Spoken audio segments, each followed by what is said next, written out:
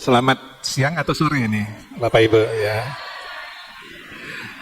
Saya nggak ahli dalam homiletika, tetapi praktisi AI atau Artificial Intelligence itu sejak Desember 2022. Ya, jadi sudah setahun lebih. Kalau di dunia digital itu ada istilah content creator ya. Tapi ada lagi yang sekarang namanya prompt creator. Nah, saya sudah boleh dibilang termasuk prompt creator. Bisa next. Ya. Homiletika itu sebenarnya istilah keren ya, istilah keren dari seni dan ilmu mempersiapkan, menyampaikan khotbah. Tadi kalau kita lihat bagaimana Pak Nyoman menyampaikan itu, ternyata seni ini banyak sekali yang harus diperhatikan ya. Termasuk suara, termasuk gesturnya ya, body language itu. Pak Rian Kirianto ahli juga dalam hal. Waktu itu sudah punya program untuk bikin itu, sampai sekarang nggak jalan. Karena programnya di tahun lalu. Ya Pak Rian, mau bikin public speaking ya, grab your audience ya. Kalau James Dewey bilang itu grabs your audience. Nah maksudnya itu untuk belajar, ya. Tapi untuk mengajarkan. Jadi begini maksudnya, sebelum kita mengajarkannya kepada orang lain, maka kita harus lebih dulu belajar. Makanya tadi persiapannya, waduh, ya panjang bener. Nanti kita akan lihat kelemahan daripada homiletika ya. Waktunya panjang sekali, yang mesti dibaca banyak sekali, ya. Tujuannya untuk melibatkan, menginspirasi, dan membimbing pendengar ya menuju pertumbuhan spiritual bersama. Jadi misalnya kalau khotbah ada yang mau tanya itu, misalnya walaupun itu Bible study ya, itu justru dianggap tidak benar kalau menurut homiletika. Harusnya kira-kira apa yang Anda lihat akan sulit Anda aplikasikan. Nah, paling tidak seperti itu. Karena firman Tuhan itu harus mengubah seseorang. Dan harus lebih dulu mengubah pengkhotbahnya. Lanjut. Next. Nah, ada satu kisah ini. Saya nggak pernah lupa kisah ini ya. Satu kali di satu universitas tentang binatang, profesor gajahnya itu sakit. Suruh profesor ular yang menggantikan. Lalu profesor ular itu bilang begini, gajah itu memiliki ekor yang mirip ular. Nah ular itu bla bla bla. Harusnya ngajarin tentang gajah, ujung-ujungnya ngajarin tentang ular. Kalau tadi kita perhatikan ya materi dari Pak Nyoman itu, yang diberitakan itu harusnya kan Kristus. Tapi tahukah Bapak Ibu kalau lihat YouTube, apalagi seperti Kristen progresif dan lain sebagainya itu, atau teologi kemakmuran, itu udah melenceng. Jadi harusnya yang diberitakan Yesus sudah bicara yang lain, ya, tentang bagaimana menarik kekayaan lah dan lain sebagainya. Nah ini yang harus hati-hati. Next, karena itu diperlukan homiletika. Next.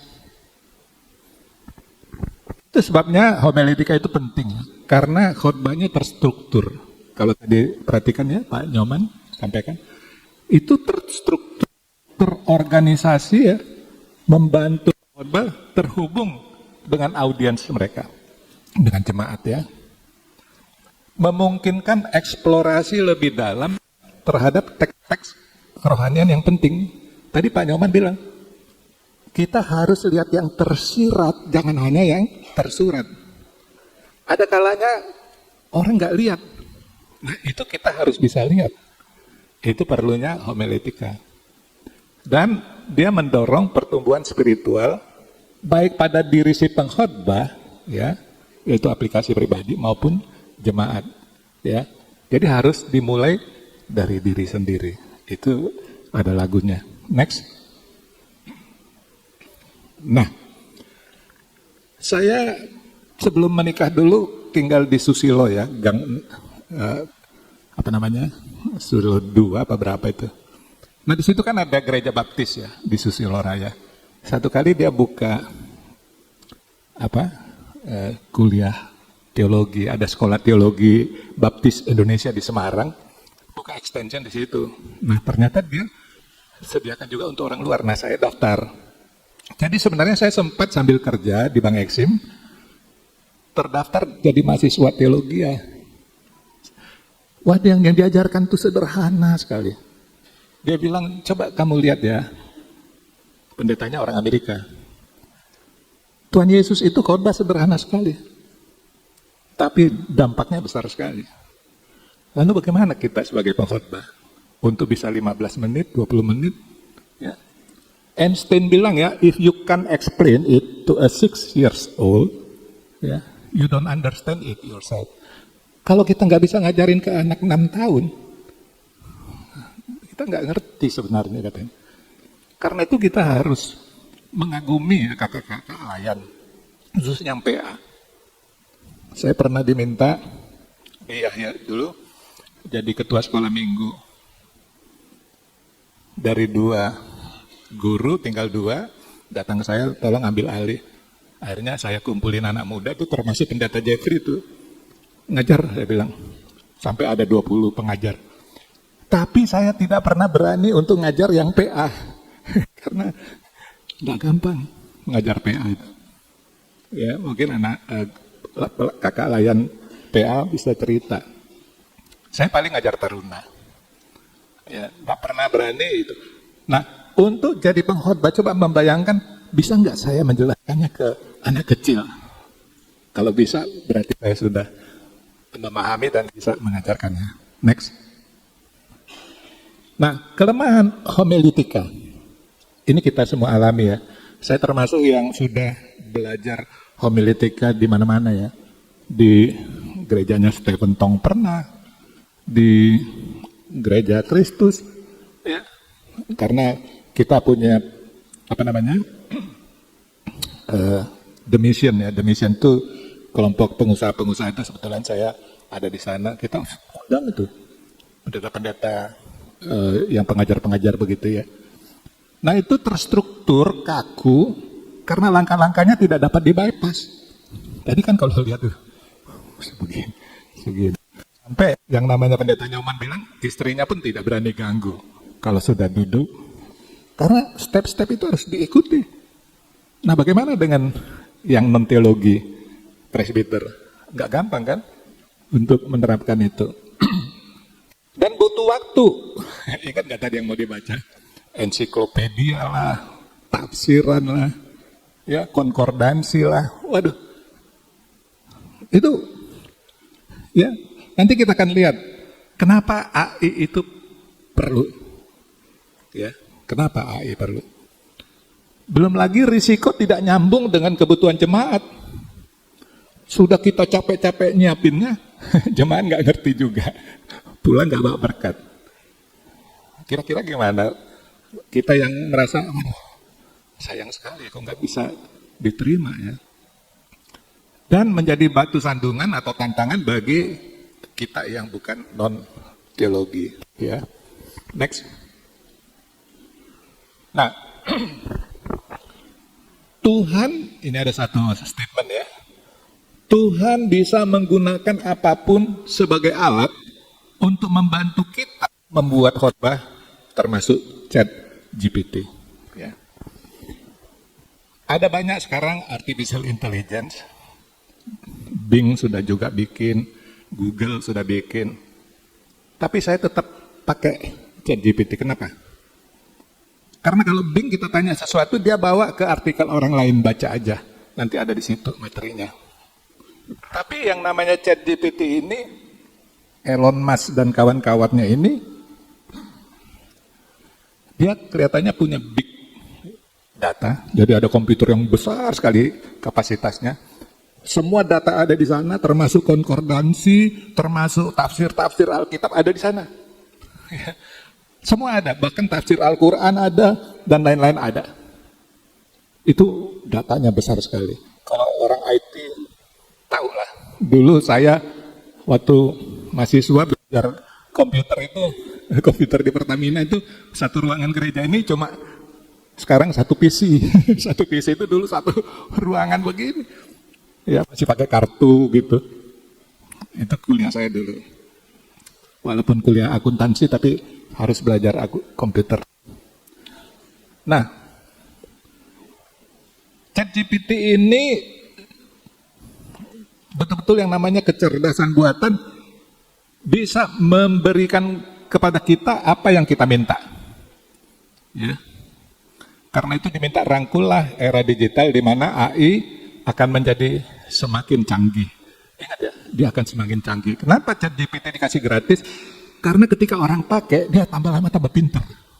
Ya. Jadi dibikin program sedemikian rupa untuk dia menjadi lebih pintar begitu. Ya.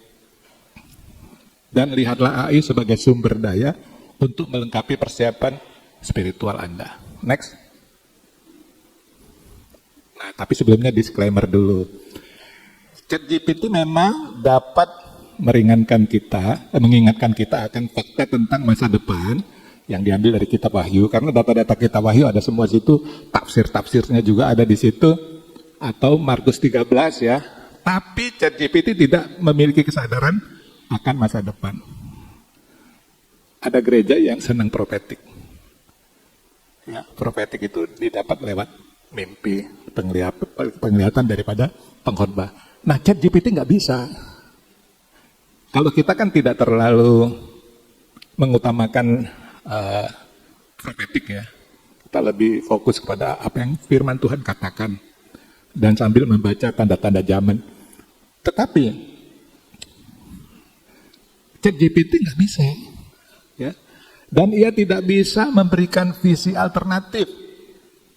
Atau ChatGPT tidak bisa berharap seperti ya membayangkan. Tidak bisa juga bermimpi. ChatGPT tidak bisa juga menghasilkan khotbah yang segar. ChatGPT tidak dapat membuat khotbah yang diilhami melalui doa pribadi.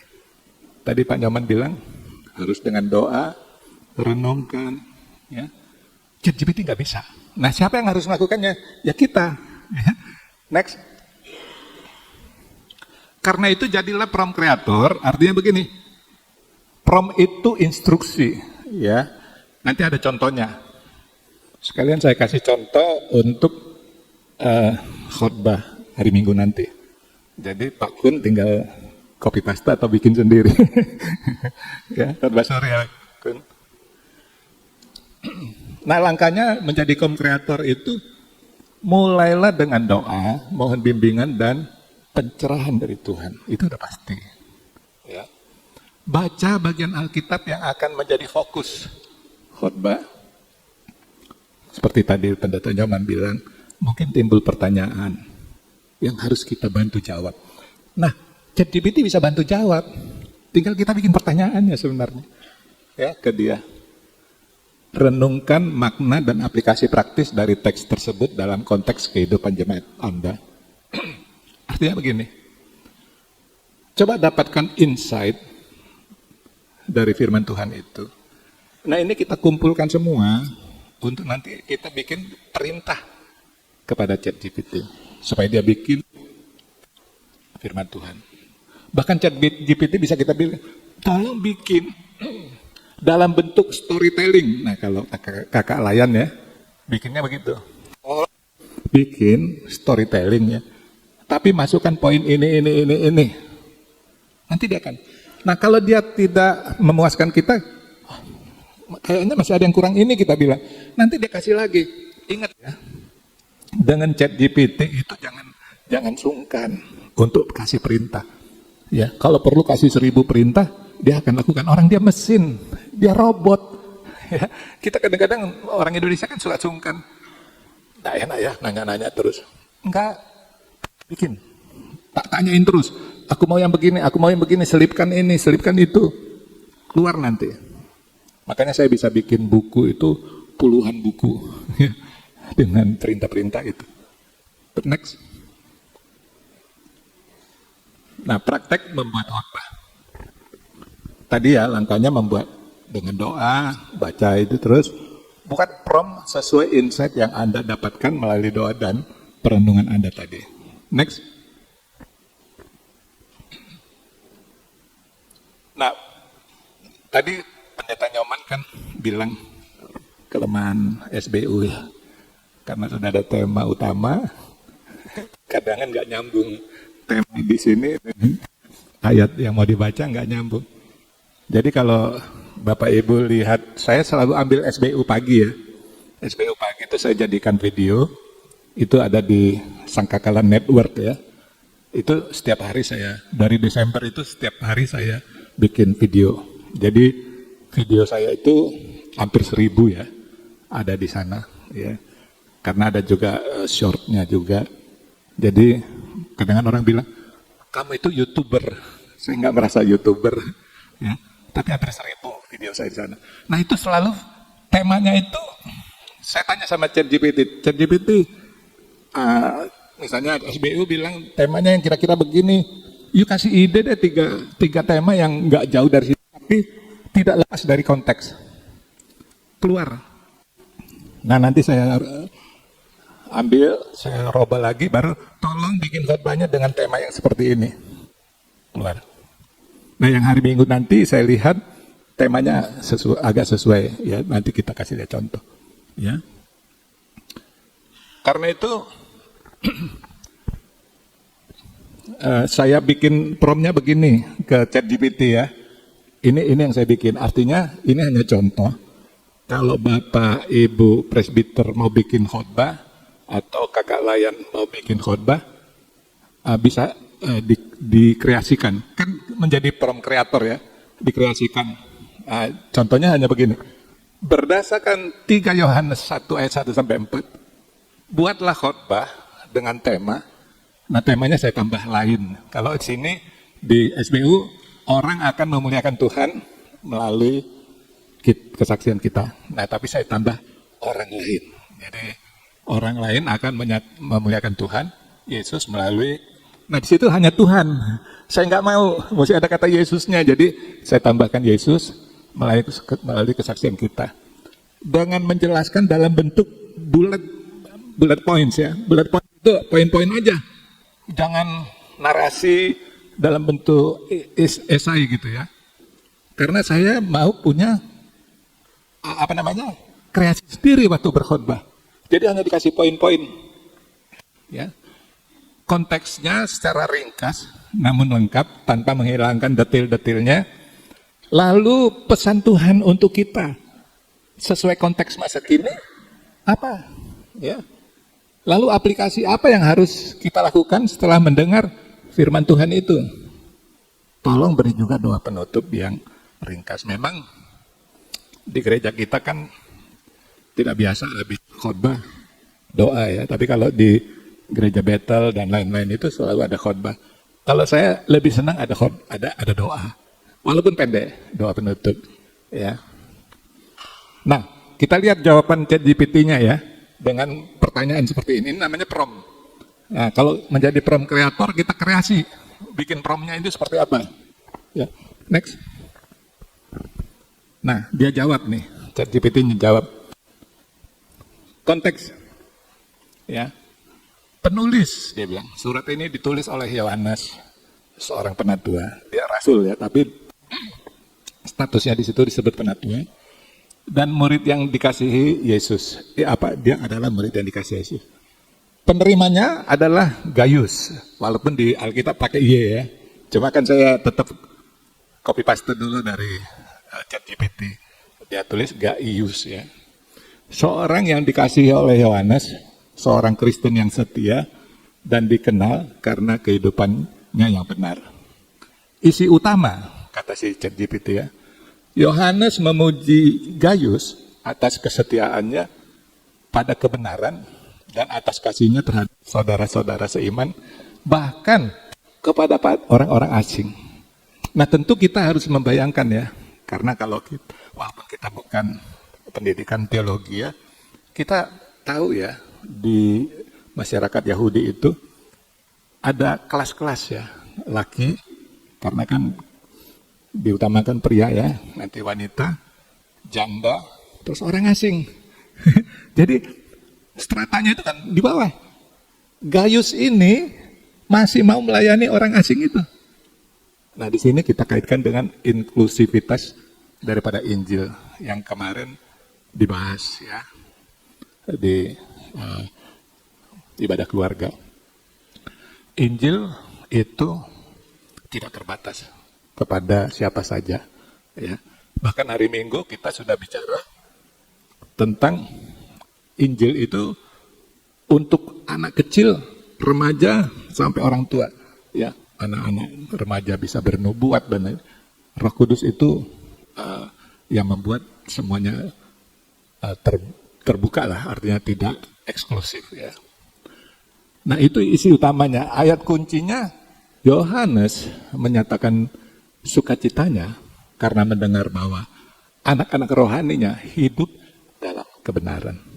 Nah dengan poin-poin ini kita kan bisa membuka khotbah itu dengan satu gambaran pada waktu itu ya. Pada waktu itu. Next, kita lihat jawaban ChatGPT untuk yang kedua. Apa pesan Tuhan untuk kita? Jadi kalau firman itu pada waktu itu untuk konteks pada saat itu ditulis, sekarang konteks kita. Ya.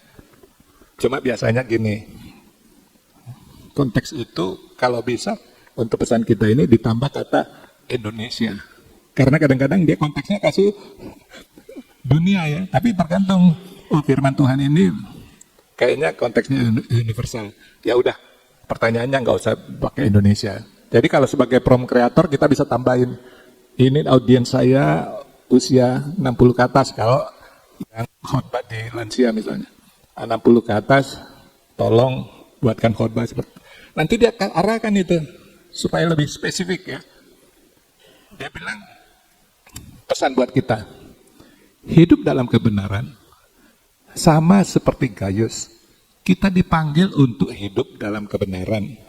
Hidup kita harus menjalankan ajaran dan teladan Kristus. Kita sebagai pengkhotbah itu mesti juga melihat kondisi di dunia ini ada banyak sekali mitos, ada banyak hoax ya. Nah kita kaitkan dengan kondisi yang begitu banyak hal-hal yang tidak benar ini, kita harus tetap benar. Ya, saya ingat kalau bikin tesis ya atau skripsi di kata pengantarnya selalu saya kutip Yohanes 8 ayat 32. Ada yang hafal nggak itu? Yohanes 8 ayat 32. Jadi Tuhan bilang tinggallah di dalam firman-Ku. Ya. Karena nanti kalau kita tinggal di dalam firman Tuhan, ya, maka kita akan mengetahui kebenaran dan kebenaran itu akan memerdekakan kita. Ya. Ternyata saya belum lama ini lihat satu video dari Amerika itu ya. Dia video tentang entrepreneur ya, tentang mau jadi bilioner itu. Ternyata dia selalu bawa ke Alkitab loh. Dia selalu bilang hati-hati ya dengan mitos-mitos kalau mau jadi kaya seperti ini, time is money, itu salah dia bilang. Time itu lebih berharga daripada uang. Nah nanti dia jelasin. Tapi yang saya pegang itu kebenaran. Kebenaran. Bicarakan tentang kebenaran, hal-hal yang benar. Itu hanya ada di dalam firman Tuhan. Ya. Nah itu kan kita bilang begitu. Kesaksian yang berpengaruh. Kesaksian di hidup kita yang benar dan penuh kasih akan dilihat orang lain dan memuliakan Tuhan Yesus. Nah, di sini kan kita punya kesaksian pribadi kan? Atau ada kesaksian dari orang lain yang kita pernah dengar, yang kita kenal, memang dia benar begitu, kita bisa saksikan. Atau kalau kita nggak punya, kita tanya sama ChatGPT, untuk poin yang ini, kamu punya contoh nggak? Kisah nyata. Tanya aja gitu. Mau bahasa Inggris boleh, bahasa Indonesia boleh, nanti dia kasih cerita. Nah itu bisa kita ceritakan. Ya, itu kenapa kita mesti jadi prom kreator itu? Begitu dia kasih jawaban ini, kita terus muncul. Aku butuh ini, tolong. Atau kita punya sendiri, itu bagus. Nah yang ketiga mengasihi dengan tindakan. Ya, kasih yang kita tunjukkan kepada sesama, baik itu saudara seiman maupun orang asing, merupakan wujud nyata dari iman kita dan menjadi saksi bagi dunia. Ya. Ada banyak kesaksian lah, jadi saya juga tidak perlu kisahkan ya, karena kita kan mau nggak terlalu lama. Tapi Bapak Ibu pasti punya kesaksian lah. Ada banyak orang menjadi Kristen karena lihat apa yang iman seseorang itu dari kelakuannya, tindakan nyatanya. Next. Aplikasinya. Nah, aplikasi ini bisa kita minta tolong kasih yang lain. Tolong kasih yang lain, nanti tidak akan kasih banyak sampai yang kita kayaknya cocok ya. Tapi saya hanya lihat contoh begini. Ke komitmen hidup ya dalam kebenaran. Itu. Pastikan bahwa setiap aspek kehidupan kita, baik di rumah, di pekerjaan, maupun di komunitas. Komunitas ini bisa komunitas gereja, komunitas teman-teman sealma mater atau dulu teman SMA kayak Pak Bu Tuma Kakak malah yang SD juga ada gitu ya komunitasnya, atau komunitas di RT RW ya. Nah itu mesti mencerminkan kebenaran firman Tuhan. Jadi kita bisa sebagai pengajar atau sebagai pengkhotbah bisa kasih contoh nyata dalam kehidupan bermasyarakat atau di kantor atau di rumah ya. Lalu berbuat baik dan menunjukkan kasih. Aktiflah dalam menunjukkan kasih kepada orang lain melalui perbuatan baik ya, baik kepada saudara seiman maupun kepada orang-orang yang belum mengenal Kristus. Nah, ini bisa kita kasih contoh. Kalau kita melakukan kebaikan sama orang, jangan hanya dengan kata-kata. Misalnya nasihatin orang. Saya pernah nasihatin, ada marga Tampu Bolon ya, supir Kopaja. Istrinya suka komplain kalau dia katanya suka judi, uangnya habis malah nggak kasih uang ke rumah. Belum lagi merokok, itu saya panggil. Karena sama-sama Tampu Bolon, panggil aja ya, kita marahin. Tapi setelah kita marahin, kita nasihatin, kita ingetin ya, anak-anakmu bagaimana misalnya, kita kasih duit. Jangan, orang itu ya ketika dimarahin itu sebenarnya nggak suka. Tapi setelah dimarahin masih dikasih duit, ini, tapi aku mau lihat kau kasih istrimu, dia kasih istrinya gitu. Jadi tindakan seperti itu bisa mengubah orang. Ya, ambil contoh. Jadi kita bisa kasih contoh-contoh lah ya. Lalu bersaksi melalui kehidupan sehari-hari. Ya, jadilah saksi yang hidup bagi Kristus dengan cara hidup yang jujur, adil, dan penuh kasih ya. Sehingga orang lain dapat melihat Kristus melalui kita. Ada yang suka nonton di TikTok Steve atau di namanya Steve yang orang hitam. Ya, lucu. Satu kali ditanya, ada ibu-ibu nanya, Steve, kenapa laki-laki sering berbohong sama istrinya? Terus dia bilang begini, maaf ya katanya, istri-istri itu paling tidak suka mendengar kebenaran. Jadi terpaksa suaminya berbohong. Benar nggak ya? Tapi ibu-ibu di situ, oh iya ketawa semua. Karena ketika suami itu misalnya bilang, ini baju aku, dia pakai, bajunya bagus nggak? Jelek nggak suka dengernya. Maunya dibilang bagus, padahal memang jelek menurut suaminya gitu. Jadi memang wanita itu tidak suka mendengar kebenaran. Tapi firman Tuhan bilang, tetap katakan kebenaran. Tadi pendeta Nyoman bilang, sekali kita bicara kebenaran, mau orang itu nggak suka, Tuhan itu menghajar orang ya, dikasihinya, ya, ingat. Dan mendukung saudara seiman, seperti Gayus, ya, dukunglah saudara-saudara seiman yang melayani Tuhan dengan doa, dorongan dan bantuan praktis. Ingat, bantuan praktis. Ya, ada saat di mana kami habis-habisan ya, Talita tamat, mesti bayar dolar karena ambil 2 ini ya, gelar waktu itu. 2 gelar di Indonesia dan di Australia.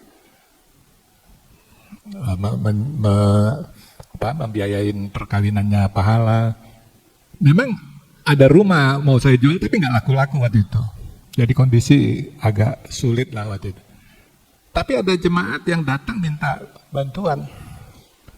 Ya saya bilang sama istri, kita bantulah. Pokoknya dia bisa makan.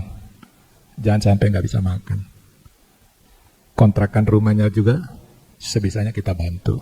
Daripada dia diusir, pindah lagi. Ternyata berkat Tuhan itu selalu sesudah itu ada. Ya. Nah, bantuan praktis. Jadi ketika kita menyampaikan itu kepada jemaat, kita harus bisa buktikan. Sebelumnya kalau enggak, enggak berani menyampaikannya. Ya kan? Nah, seperti itu. Next. Jadi slide saya nggak banyak sebenarnya. Dan materinya sebenarnya simple. Tapi kelanjutannya yang nggak gampang. Saya tanya sama ChatGPT akhirnya, berikan satu contoh nyata untuk komitmen hidup dalam kebenaran di rumah, di tempat kerja, dan di komunitas. Tadi kan ada ya jawabannya itu, di rumah, tempat kerja, dan di komunitas. Hanya begitu aja, tapi saya pengen, tolong dong kasih contoh kalau menurut kamu seperti apa sih? Siapa tahu cocok buat saya, nah, kan gitu ya. Dijawab, di rumah utamakan kejujuran, walaupun istri nggak suka dengarnya, sampaikan kejujuran. Misal jika melakukan kesalahan, akui dan minta maaf. Banyak, apalagi orang Batak ya, kalau sudah bersalah itu susah minta maaf kepada istri dan anak-anak ya. Tapi dibilang, contoh, kalau melakukan kesalahan, akui dan minta maaf. Di tempat kerja, jaga etika kerja. Tadi Pak Nyoman juga bilang, mulai sekarang di gereja kita pun kalau sudah usia kayak dulu Bu Lena istrinya Pak Daniel ya, itu kan dipanggil kakak padahal sudah usia lanjut, harusnya dipanggil bunda atau apa gitu ya. Jaga etika kerja dan integritas. Misal datang 15 menit sebelum jam kerja, pulang setelah pekerjaan selesai. Jika ada hal yang mencurigakan, lapor ke atasan. Di Indonesia ini, kenapa korupsi itu marak ya, subur ya? Karena nggak ada yang berani menyampaikan. Whistle the blower ya, meniup peluit istilahnya itu ya, harus berani menyampaikannya. Ini laporan keuangan agak aneh nih bos ya, harus bisa. Itu contoh di kantor. Di komunitas berperan aktif dalam kegiatan sosial dengan kejujuran dan keterbukaan, selalu transparan dalam mengolah dana atau proyek komunitas. Soal rapat ya, saat rapat ya, laporkan penggunaan dana dan perkembangan proyek secara jujur dan terbuka kepada seluruh anggota komunitas. Nah, sebenarnya di gereja kita ya, ketika pertemuan warga sini jemaat, ini ide ya Bu Pendeta Clara. Waktu pertemuan warga sini jemaat itu, satu kali saya pernah kasih gambaran tentang keuangan ya. Tapi kalau pendeta Tupesi, pendeta itu nggak perlu, kita buka aja nanti kita terima masukan. Saya pikir karena supaya menghindari dihakimi, karena waktu itu masih ada Pak Su misalnya suka, wah ini diserang gitu ya. Jadi akhirnya menghindari transparansi. Kalau menurut saya kita harus kasih gambaran kondisi keuangan secara besar aja. Ya, transparansi itu penting sekali. Menimbulkan kepercayaan dari jemaat, ya, sehingga nanti jemaat akan berperan aktifnya dalam kegiatan kita. Saat rapat, laporkan penggunaan dana dan perkembangan proyek secara jujur dan terbuka kepada seluruh anggota komunitas. Next. Nah, ini doa benar dong. Artinya sudah terakhir ya. Doanya pendek sih. Tuhan Yesus, Kami bersyukur atas firman-Mu. Nggak tahu nanti Kun mau tutup dengan doa nggak? Hari Minggu nanti. Ya. Nah ini adanya. Ini materinya kalau nggak salah udah dibagi sama Bu Ruth ya. Next. Thank you. Terserah kalau ada mau tanya jawab. Tapi materinya memang tidak banyak. Saya tambahkan sedikit ya. Kalau nanti promnya ini kan kalau sudah ada tema ya, kayak dari SBU. Tapi kalau tidak ada tema, bagaimana? Coba dibuka, ini website resmi kita ya. Bapak Ibu mungkin belum semua buka ya. gpibskkl.com _blog. Ya, _blog blog ya. Nah, di situ sudah saya masukkan beberapa materi. Salah satunya itu homiletika dengan bantuan AI ya. Terus bagaimana cara membuka ChatGPT ya, daftar di ChatGPT ada juga di situ ya. Nah, itu dibaca di situ aja. Karena ChatGPT ini penting sekali ketika mendadak kita diminta. Misalnya begini. Bu Wilma mesti dapat tugas, mendadak nggak bisa. Aduh Pak Sarwoto tolong gantiin misalnya ya. Pak Sarwoto, waduh, kok ngomongnya baru sekarang, ya kan? Nah, tinggal tanya ChatGPT. Saya cerita sedikit. Hari Jumat lalu, saya hari Minggu kan nggak ada di gereja ini ya, nggak datang ke gereja ya hari Minggu. Jumat lalu itu mendadak satu gereja GPDI di Metro Permata, itu pendetanya kan Tampu Bolon ya, ulang tahun. Bilang sama istri saya, bisa nggak Pak Robert untuk bawa firman? Ya, Jumat malam. Hari Sabtunya kami pesta. Adik saya pesta. Dan saya mesti hadir di sana dari jam pagi sampai jam 6 sore. Hari Minggunya masih khotbah. Sudah itu materinya itu tentang kenaikan Pentakosta, tapi ulang tahun juga. Ya, tinggal tanya ChatGPT. ChatGPT ini ada pendeta ulang tahun, gembalanya ya, Bapak Gembala di sana. Terus ini tapi hari Pentakosta nyambung nggak nih? Nyambung katanya. Karena hari Pentakosta itu ulang tahun gereja katanya. Jadi gereja di seluruh dunia ini ulang tahunnya itu Pentakosta, karena kan itulah gereja pertama berdiri. Ya kan? Pentakosta itu adalah hari mulainya gereja di dunia. Itu hari ulang tahun. Jadi sebenarnya saya sudah siapkan materi untuk hari Minggu, udah bikin videonya, udah saya jadwalkan. Jadi kalau lihat yang hari Minggu kemarin ada video yang saya bikin. Waktu saya bikin begini, tanya ChatGPT, materinya beda. Khotbahnya bisa beda gitu. Ya. Nah, jadi Bapak Ibu yang merasa kesulitan dengan homiletika, kakak layan juga yang ingin storytellingnya lebih menarik, pakailah. Ya, sayang nggak dipakai AI itu. Kalau nggak punya laptop, pakai handphone pun bisa. Karena nanti dia jawabannya itu semua bisa kita copy, nanti kita pastekan ke WA kita kan kita misalnya punya 2 ya, kita ke WA ke handphone satu lagi atau ke nomor satu lagi, jadi dia ada di situ sehingga kita bisa utak-atik ya. Nah, itu dari saya ya, kalau ada yang mau menanggapi silakan.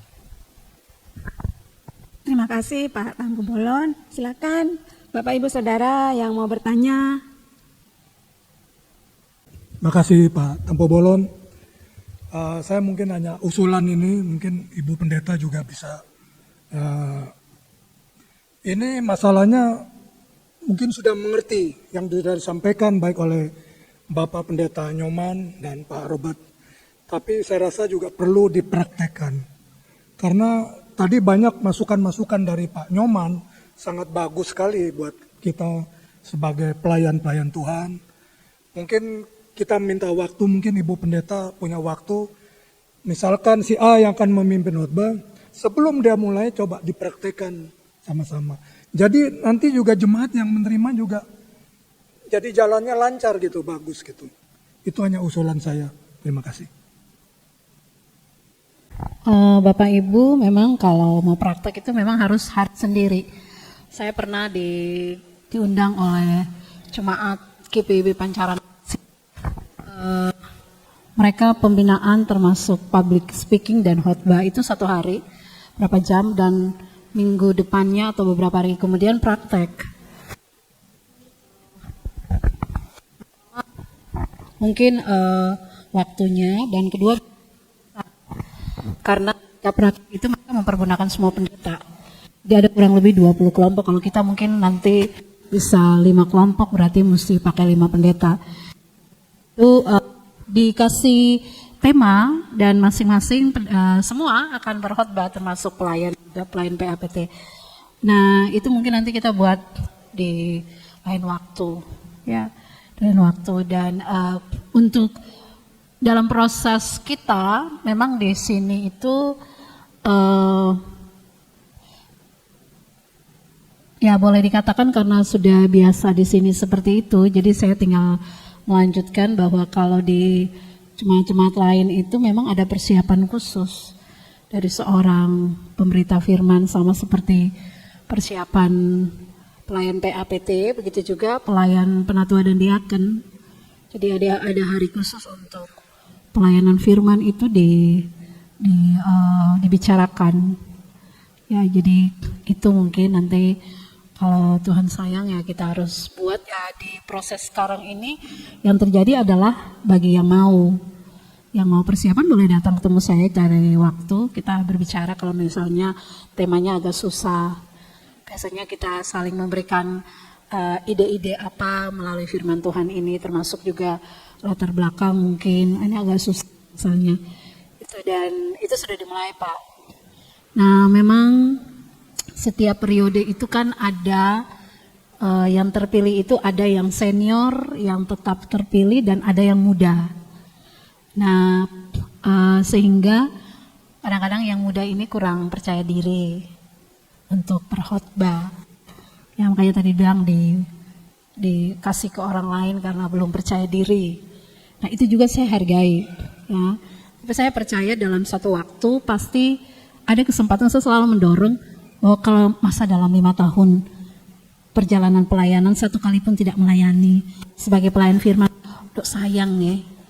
Itu berkat, kan tadi sudah dengar kan, makanya saya sengaja Pak Waya juga saya tidak, sebenarnya kami harus pembinaan, tapi saya rasa pembinaan tadi itu sudah mencakup inti-inti sebagai seorang pengurus juga Pelkat PKB.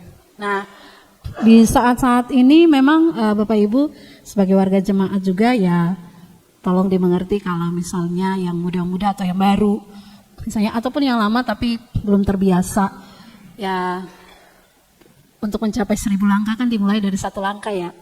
Jadi tolong dimengerti dan didoakan. Saya percaya dengan berlangsungnya sekali Pak Tanpa Bola dengan teknologi ya kan, bisa kalau misalnya sulit untuk mendapat kerangkanya bisa bertanya ke AI, misalnya teknologi AI. Dan yang utama itu adalah pribadi, ya, pribadi kita berdoa dan berulang-ulang, kan tadi dibilang 3 bulan kan, udah baca terus itu bacaan yang menjadi perikop bacaan kita untuk kita beritakan. Nanti dengan sendirinya itu kayak waktu kita lagi di kamar mandi pun tiba-tiba oh kata ini yang mau saya tampilkan, itu ditulis gitu. Jadi saya sampai di usia 21-22 tahun ini Bapak Ibu, saya kalau berkhotbah saya selalu tulis. Karena saya tulis saja kadang mau salah Pak, apalagi kalau cuma dalam pikiran. Ya kan, itu jadi membiasakan diri menulis. Jadi oh kalau ini, jadi tidak lari dari tema khotbah itu, tapi masukan dari Pak Roni betul, nanti harus ada hari prakteknya. Dan hari prakteknya itu ya kalau untuk saat ini mungkin di program kita tidak ada, ya mudah-mudahan tahun depan kita buat lagi sekaligus dengan praktek. Itu waktunya lama Bapak Ibu ya.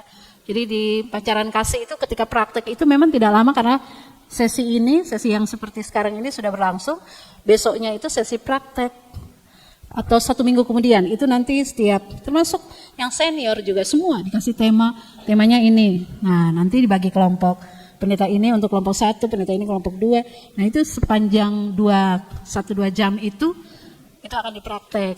Ini seperti kita lagi belajar.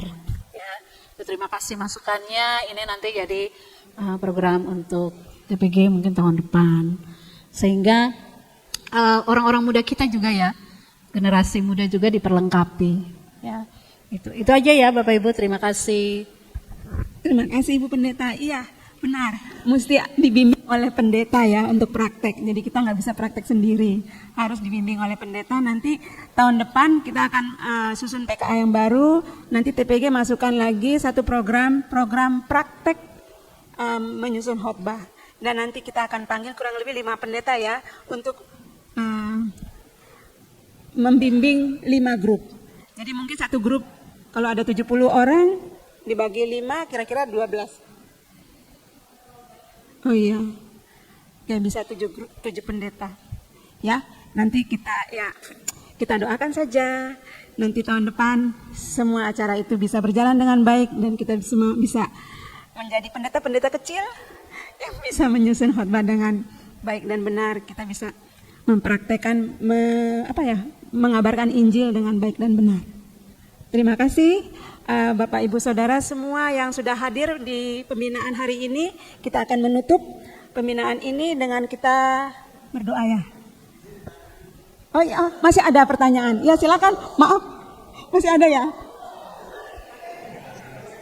Oh iya, ini dari PPSDI yang mewakili PPSDI. Silakan Pak. Salam.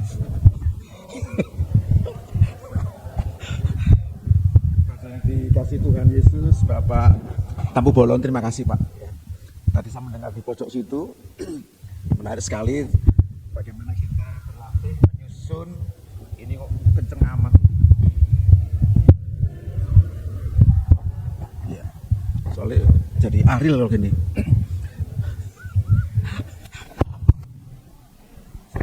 Body language. Terima kasih.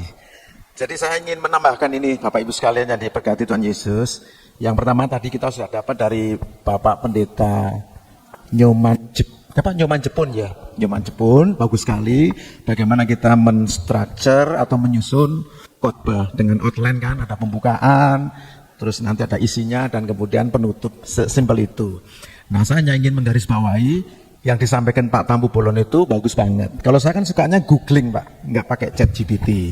Maka apakah kita menggunakan googling atau mesin pencari yang lain atau menggunakan ChatGPT yang versi untuk AI ini kan kecerdasan buatan ya. Jadi tentu pilihan kepada Bapak Ibu sekalian. Tapi kalau bisa boleh saran, saya tiba-tiba tadi terbersit, wah bagus sekali nih yang disampaikan Pak Pendeta Nyoman Jepun dengan Pak Tampu Bolon. Yaitu kita kombinasikan ya.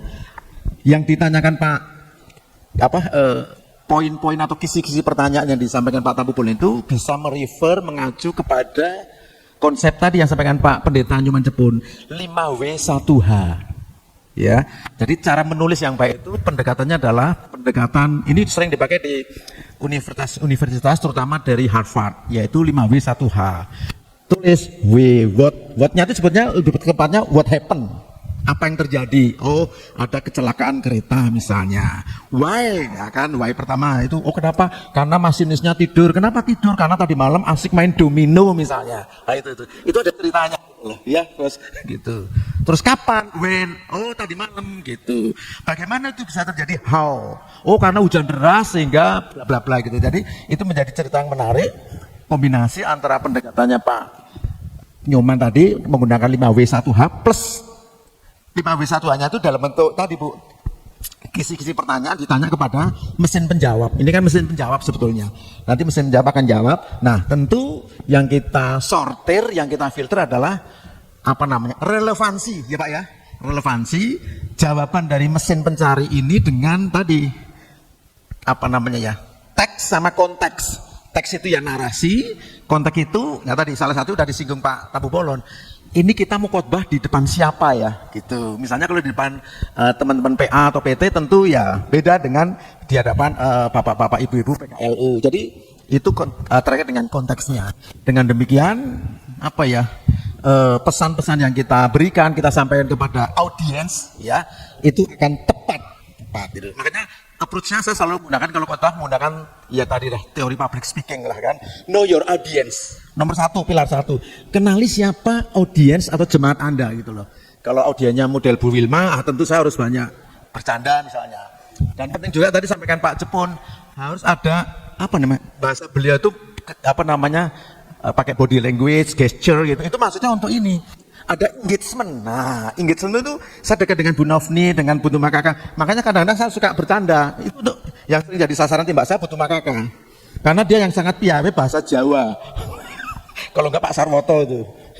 Nah itu gunanya agar kita lebih, dan itu bagian teknik dari kita menguasai medan, menguasai keadaan. Jadi kita tidak grogi, kita tidak keder gitu. Meskipun audiensnya barangkali lebih senior, lebih sepuh dari kita. Yang penting betul, awalnya itu berdoa Pak. Ya saya setuju, karena dengan berdoa itu ada hikmat kadang-kadang, ada hikmat gitu.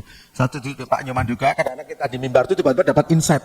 Gitu. Nah itu karunia Tuhan lah, tangan Tuhan yang bekerja. Jadi terima kasih Pak Tampu Bolon, ini sangat berguna. Bapak Ibu boleh pakai, Pak Uma pakai Google boleh, Mbah Google boleh, atau pakai Yahoo searching atau boleh. Tapi ini yang terbaru. Meskipun ini juga lagi jadi perdebatan penggunaan ChatGPT itu, karena ya maaf kata bisa mengarah kepada, kalau Bu Detan pasti tahu, plagiarisme, plagiat. Karena kan copy paste. Makanya kalau saya menggunakan source dari orang lain, saya sebut namanya itu. Dan itu etika sebetulnya, lebih etika. Menurut Ibu Penatua Wilma Liman, saya sebut. Jadi karena kita merujuk atau mengquote statement orang atau pikiran orang. Jadi sekali lagi Pak Tombolon, terima kasih. Ini juga bagian pengembangan sumber daya insani. Jadi sebagai Ketua PPSDI, saya bertanggung jawab secara moral dan secara teologi di hadapan Tuhan Yesus. Terima kasih Pak, Tuhan Yesus memberkati. Makanya kan saya bilang prom kreator. Kreator itu Bapak Ibu menjadi kreator itu artinya berkreasi ya. Setelah mendengar tadi yang Pak Nyoman, mestinya bisa berkreasi dengan pertanyaan-pertanyaan ke ChatGPT atau perintahnya itu. Prom itu perintah ke ChatGPT. Itu kita bikin lebih spesifik aja, sesuai dengan yang tadi diarahkan Pak Nyoman. Saya kan mempersiapkannya sebelum dengar Pak Nyoman bicara apa. Saya juga siapkan apa adanya dulu kan, hanya untuk contoh. Ya, nggak mungkin makan waktu panjang nanti dengan semua itu pertanyaan-pertanyaan itu akan banyak sekali, mesti ditampilkan semua kan. Nah jadi saya berharap Bapak Ibu sendiri yang menjadi kreatornya. Ya, cobalah ambil contoh tadi naik ke perahu, mau mengajar. Bapak Ibu tahu kalau orang ngajar di danau, kita di yang ada di pantai, itu mendengarnya kayak pakai amplifier loh. Jelas sekali suaranya. Kenapa Tuhan Yesus kalau khotbah di bukit atau di danau? Karena audio itu jadi bagus ya, jelas. Nggak usah pakai amplifier. Ya, jelas sekali. Nah, yang seperti itu kan ada faktor-faktor yang tidak ditulis di dalam Alkitab, kita kan bisa tahu dari ilmu pengetahuan dan lain sebagainya, itu kita masukkan, ya. Dan itu supaya jangan sampai seperti Pak Rian bilang plagiator, makanya kita bikin pertanyaan-pertanyaan kepada si ini ChatGPT yang artinya sudah terbuka ilmu pengetahuan, informasi-informasinya yang supaya tidak merugikan orang lain, ya. Jadi begitu dari saya, Bapak Ibu, semoga jelas ya, karena saya memang tadi bilang paling 1 jam sih, ya. Tapi ini udah lewat. Terima kasih Pak Tampu Bolon. Jadi sebenarnya AI ini memperkaya informasi buat kita bisa menyusun khotbah. Membantu menyingkat waktu ya, mendapatkan informasi lebih cepat. Ya, terima kasih Pak Tampu Bolon. Sekarang kita mau ditutup doa oleh Ibu. Oh, masih ada nih yang mau tanya. Silakan. Tes. Kedengeran ya Bapak Ibu ya? Iya. Kayaknya risih ya kalau ngomong terus ngebelakangin Bapak Ibu. Saya maunya begini. Ya boleh ya?